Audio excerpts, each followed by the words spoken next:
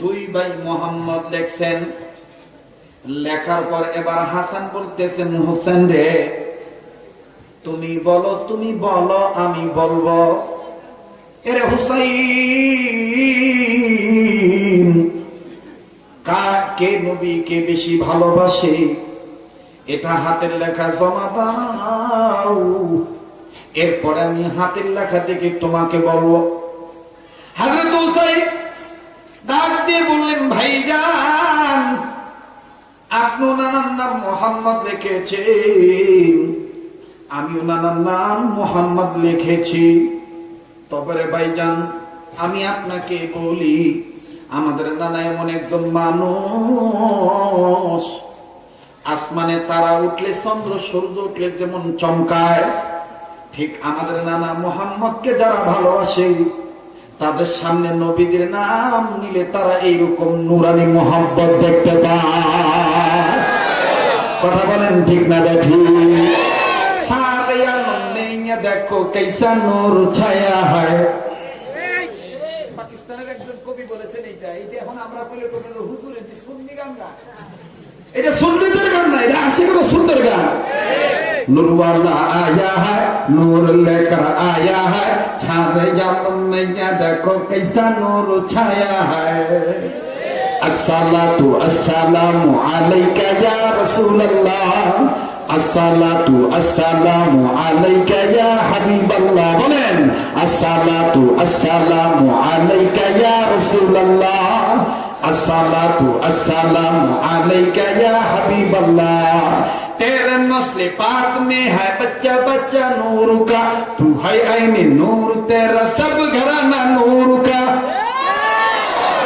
तेरे नस्ल पाक में है बच्चा बच्चा नूर का, तू है ऐने नूर तेरा सब घराना नूर का। नूर वाला आया है, नूर लेकर आया है, छारे आलम में या देखो कैसा नूर छाया है। अस्सलातु अस्सलामु अलैका या रसूल अल्लाह, अस्सलातु अस्सलामु अलैका या हबीब अल्लाह। अल्लाह रसूल के सवा, अल्लाह रसूल के सवा जिंदगी बर्बाद है। नूर दुनिया ला नूर, नूर ला नूर है, नूर दुनिया ला नूर, नूर ला नूर है, नूर दुनिया ला नूर, नूर ला नूर। नूर वाला आया है, नूर लेकर आया है, छारे आलम में या देखो कैसा नूर छाया है। अल्लाहु আকবার। নূর वाला এসেছে, নূর নিয়ে এসেছে। এই নূর মানে আল্লাহর পক্ষ থেকে কোরআন নিয়ে এসেছে, পৃথিবীবাসীর জন্য আলো হয়ে এসেছে। এই দুই নূরকে যারা মেনে নিবে তারা নূরান্বিত হবে, তারা আলোকিত হবে। আর এই দুই নূরকে না মানিয়া তারা শুধু মুখে মুখে বলবে আশিক রাসূল, এরা চাপাবাজ আশিক রাসূল, এরা হকচারী আশিক রাসূল।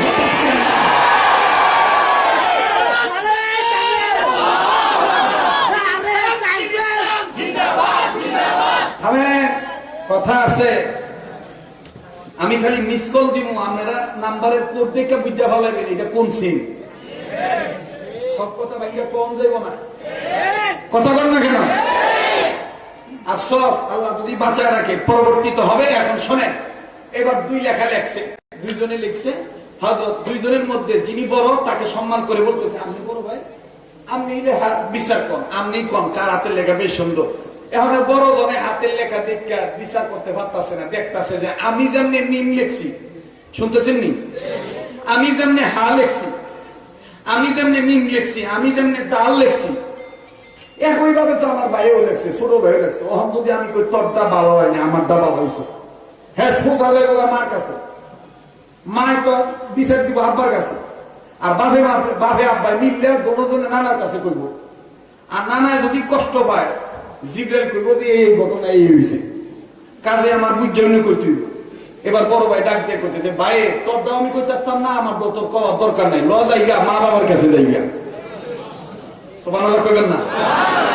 ভালো লাগতেছে না মনে হয়? সুবহানাল্লাহ কইবেন না? হযরত ফাতেমার কাছে যায় বলতেছেন, আম্মা আম্মা আম্মা আম্মা। লেখকগণ লেখেন যেই মাসে এই ঘটনা ঘটে সেই মাসটা মুহররম মাস। হুসাইন ডাক দিয়ে বলতেছেন, আম্মা আম্মা আম্মা, এই যে নবীর মহব্বত আমরা প্রমাণ করছি, আমি লেখছি মোহাম্মদ, ভাইও লেখছে মোহাম্মদ। অহন আপনি কোন কার হাতের লেখা বেশি সুন্দর? যিনি যার হাতের লেখা বেশি সুন্দর উনি মোহাম্মদকে বেশি ভালোবাসেন। হযরতে ফাতেমা লেখা দীক্ষা ডাক দিয়ে বলতেছেন, আয় আল্লাহ, এটা কোন বিপদে বললাম? আমি হাসানকে যেই পেটে রাখছি, হুসাইনকে তো সেই পেটে রাখছি, আমি কারে ঠকাই কারে জিতাই? হযরত ফাতেমা ডাক দিয়ে বলতেছেন, বাবা আমার দ্বারা সম্ভব না। তোমাকে বাপের জগতের একজন বিখ্যাত আলেম, তোমাদের বাপের সম্বন্ধে নবী বলছেন, আনা মাদিনাতুল ইলমি ওয়া আলিকুম বাবুহা। ও বাবা, অপেক্ষা করো, তোমাদের বাপে আইতেছে, তোমাদের আব্বারে কইও তোমাদের আব্বাই রেজাল্টটা দিয়ে দিব। সুবহানাল্লাহ। তো হযরত আলী এসে লম্বা কথা সংক্ষেপ করে দিলাম। হযরত আলীর কাছে দিয়ে কইতেছে এই ঘটনা। হযরত আলী কইতেছে, দেখি দেখি লেখা দেখি। তো হযরত আলী লেখা দেখা ডাক দিয়ে বুঝছি, এই লিগেই ফাতেমা পারে না। এবার হযরত হোসেন আর হাসান ডাক দিয়ে কইতেছে, আপা কি কারাতে লেখা বেশি সুন্দর? কই এটা আমার দ্বারা সম্ভব না, তোমরা নানার কাছে যাও। কই আমরা না কইলে তুই যাইতাম। কই আমরা না কইলে তুই যাইতাম, সমস্যা কি? যাবো তো নানার কাছে। এইবার কোনো গায়ে মিললে নানার কাছে গেছে। না না না না না না, ও না না না না না, কি এই যে আমরা দুই ভাই তোমার প্রেম নিয়ে লেখা লিখছি, যার হাতের লেখা বেশি সুন্দর সে তোমাকে বেশি ভালোবাসে। নবী বলতেছে, দেখি তো দেখি তো হাতের লেখা। দেখা নবীজিও মাথায় হাত দিয়ে বলতেছেন, ইয়া আল্লাহ, এতদিন গাড়ি উঠছিল, ওজন তো মনে হয় না, আর যদি এই মারাত্মক ওজন, আল্লাহু আকবার, ওজন তো তেমন মনে হয় না, আর যদি তেমন মারাত্মক ওজন। তখন কোন নাতি দুই সাইডে কয়, কার হাতের লেখা বেশি সুন্দর, কার হাতের লেখা বেশি সুন্দর। নবী কইতেছে, এইটা আমি কইতাম না, এইটা হোসেন কয়। আল্লাহর পক্ষ থেকে যদি জিবরাইলের মাধ্যমে হয়, তাহলে তো আমরা দোনো ভাই জানা।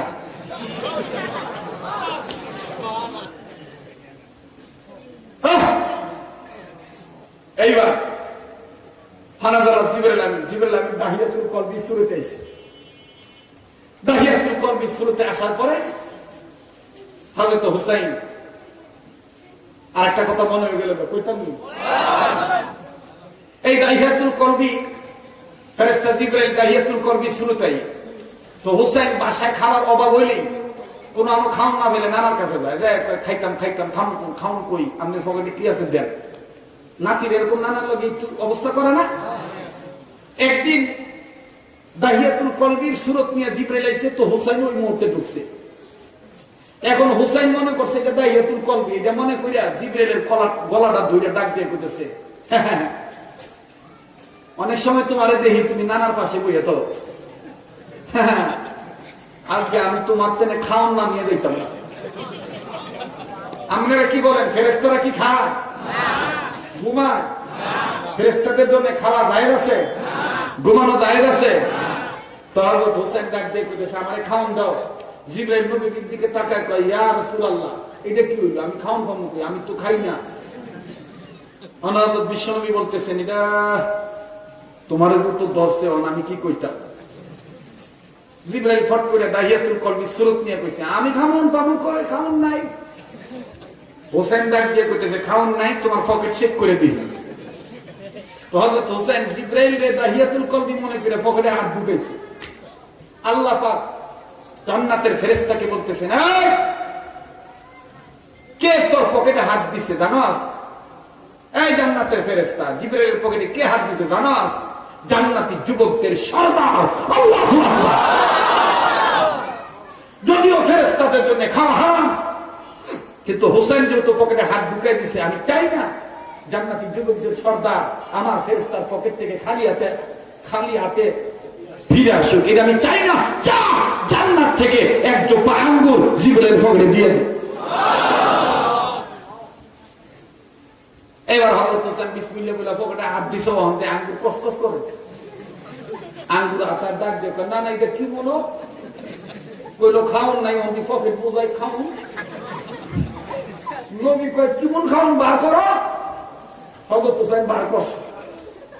একবার নবীজি জিবরাইলের দিকে তাকায়, জিবরাইল নবীর দিকে তাকায়, দুজনে আসমানের দিকে তাকায়। ইয়া আল্লাহ, জিবরাইল আঙ্গুর পাইল কই?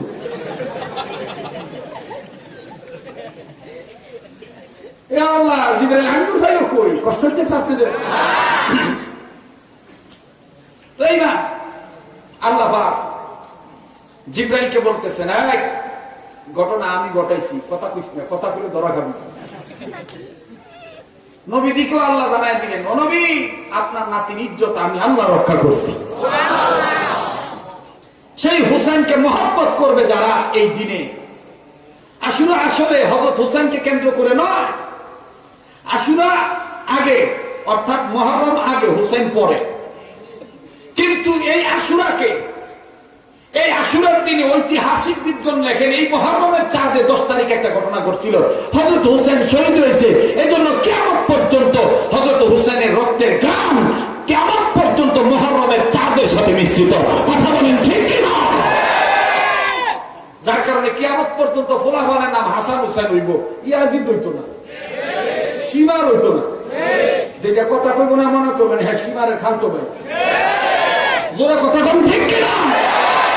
কিয়ামত পর্যন্ত হাসান হুসাইন নাম হইব, কিন্তু সীমার আর ইয়াজিদ কেউ নাম রাখতো না। কথা কম ঠিক কিনা? তাহলে হযরত হুসাইনের রক্ত কবুল হয়েছে কি হয় নাই? হয়েছে কি হয় নাই? আল্লাহু আকবার। ভাই আমাদের তো আর আমল দিয়ে জান্নাত পাবো কি পাবো না এটা তো আর কইতারি না, অন্তত এই মহব্বতের উসিলায় আল্লাহ হয়তো হাসরের মধ্যে মাফ করে দিতে পারে। এবার ডাক দিয়ে কইতেছে, আঙ্গুর খাইছে, কথা কইও না, কথা বাড়ায়ও না, খাইলো আর খাইতে দাও। কি ফেসো পরে দেখেন হযরত হুসাইন কইতেছে, না না আমি মুরব্বী, হ্যাঁ মুরব্বী না, আমি দুইজন থুয়া খাই কেমনে? বোঝেন নাই মনে হয়? ওই আমি মুরব্বী, দাইয়াতুল কলবি মুরব্বী, আর আমি বাচ্চা মানুষ। যখন আর এক বেটার ফোহাটে আঙ্গুর ফাইসি দেখে যে আমি থুয়াই খাইলাম, এটা কি মন? লও লও, না না তুমি দুটা লও, এই তোমার পকেটে পাইছি তুমি লও। জিবরাইল যখন দিতে যায়, জিবরাইল মানে জিবরাইলের জন্য তো খাওয়া দাওয়া নাই। কথা বলেন ঠিক কিনা? হযরত হুসাইন কইতে তো করে কাম হইতো না। কষ্ট হইতেছে আমার সেন্টু বলছে, হুজুর বেশি হাসা পছন্দ করে না, এই যে হাসতেছেন এই হাসাতে সওয়াব হইব। আমরা যে কান্দলে সওয়াব হইব? হ্যাঁ, কান্দার সময় কান্দতে হইব, হাসার সময় হাসতে হইব। জোরে কোন সুবহানাল্লাহ। ও বন্ধু, এইবার হযরত হুসাইন ডাক দিয়ে কইতে তো কলে কাম হইতো না, তুমিও খাও না, নাও খাও, না খেলে আমি খাইতাম না। হযরত হুসাইন এই কথা বলার পর জিবরাইল আগে নবীরে ডাক দিয়ে কয়, ইয়া রাসূলুল্লাহ, কি বিপদে পড়লাম? আমি যদি জানতাম না আমি এই আওয়ার পরে হুসাইনের কথা, আমিও আল্লাহরে কইতাম আমি একটু পরে যাবো, আমি এত তরতরি আইতাম না।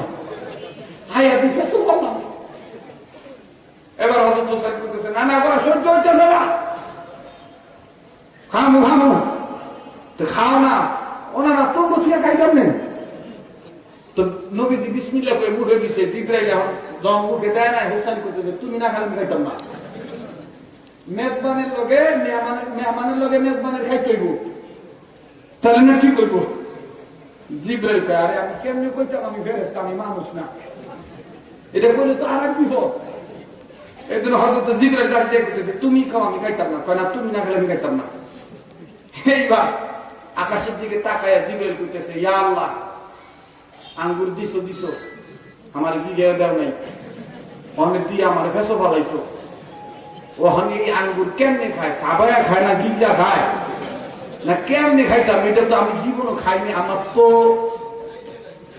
মহাবীর আলাই করতেছে। জিবরাইল জান্নাতি যুবকের সর্দার, যার খাতিরে তরে বানাইছি, দুনিয়া বানাইছি, হে লোকের নাতি তরে ধরছে, আঙ্গুর খাইতে হইব, তো তুই এক কাম কর, হ্যাঁ দেখায় কোন মতন মুখের কাছে ল, বাকিটা আমি আল্লাহ গায়েব করে দিব।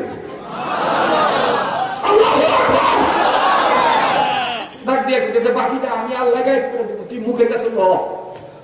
তো জিবরাইল কয়, তুমি মুখে দাও না? হোসেন তোমার আগে খাইতে হইব, আমি দেখবো তোমার মুখ লড়ে সরে।